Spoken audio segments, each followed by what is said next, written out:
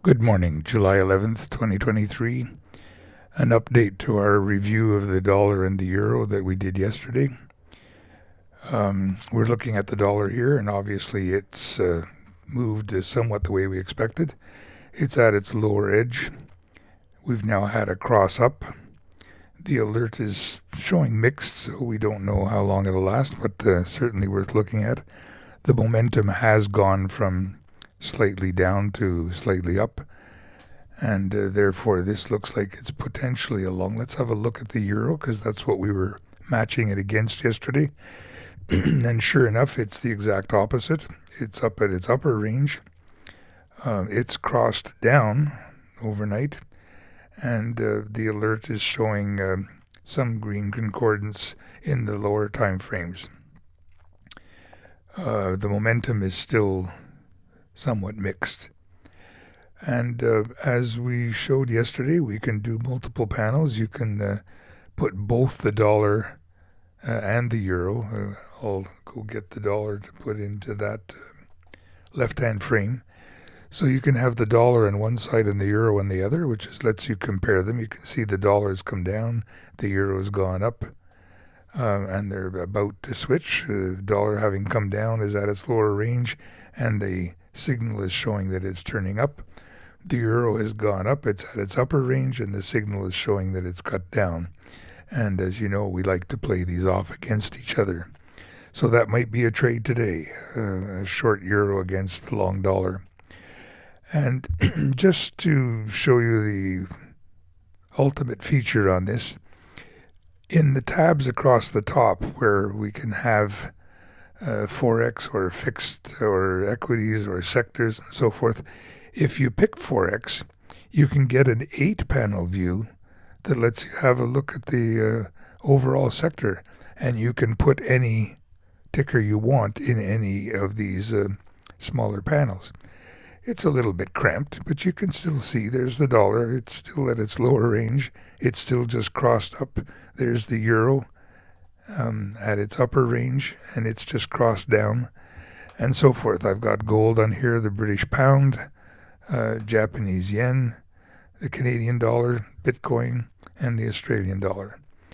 And you're able to switch any one you want. If the Australian dollar isn't your taste for today and you want to have to go look at the Norwegian krone, you just come over to the watch list here, click on the krone, and it pops up into that panel where the Australian dollar was.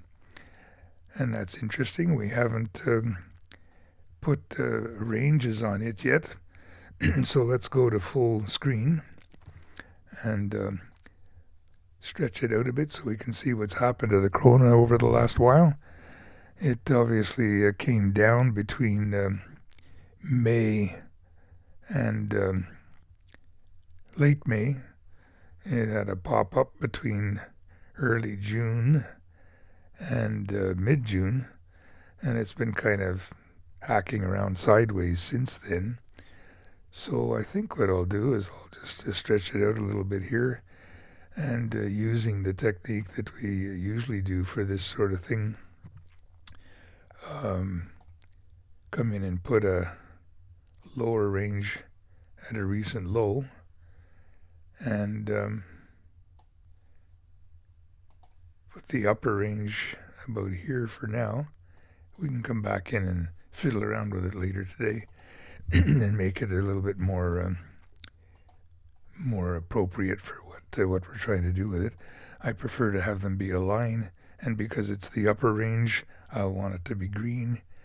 And similarly, if we come into the lower one, I'd also prefer that it be a line, and I normally have the lower one in red.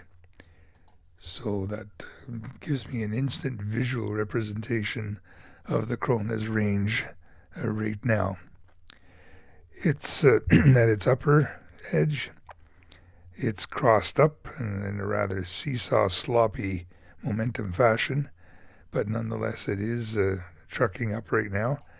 And the alert panel is also showing fairly good concordance across all of the lenses going up.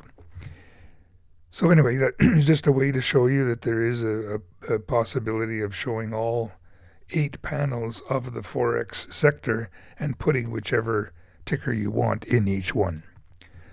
So we'll finish this up for now by going back to the original pair that we were looking at, which is dollar euro, and we'll obviously keep an eye on that today during the day.